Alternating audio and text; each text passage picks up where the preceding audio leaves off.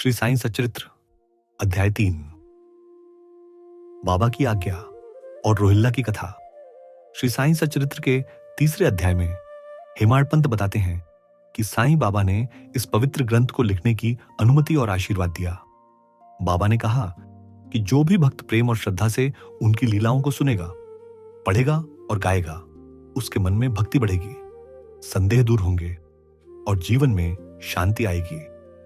बाबा की कथाएं भक्तों के लिए एक दीपक की तरह है जो जीवन के अंधकार में सही रास्ता दिखाती है। हेमाड़ पंत को लगता था कि वे इस महान कार्य के योग्य नहीं हैं। उनके मन में संकोच था कि एक महान संत की दिव्य लीलाओं को वे कैसे लिख पाएंगे, लेकिन बाबा की कृपा ने उन्हें शक्ति दी। बाबा ने उन्हें केवल लेखक नहीं बल्कि अपनी कथा को भक्तों तक पहुंचाने का माध्यम बनाया।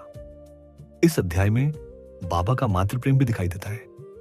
बाबा अपने भक्तों को मां की तरह संभालते थे।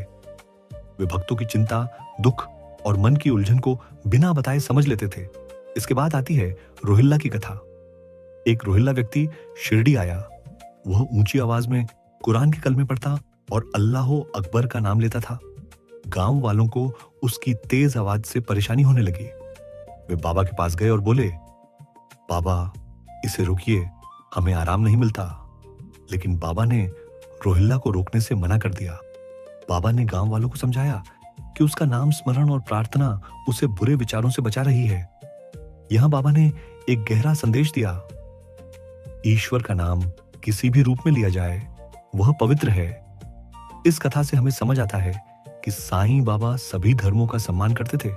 उनके लिए राम, रहीम, अल्लाह, ईश्वर सब एक ही परम सत्य के नाम थे। इस अध्याय का मुख्य संदेश है साईं बाबा की कथा सुनना, उनका नाम लेना और सद्गुरु पर विश्वास रखना भक्त के जीवन को शांति, भक्ति और सही मार्ग से भर देता है।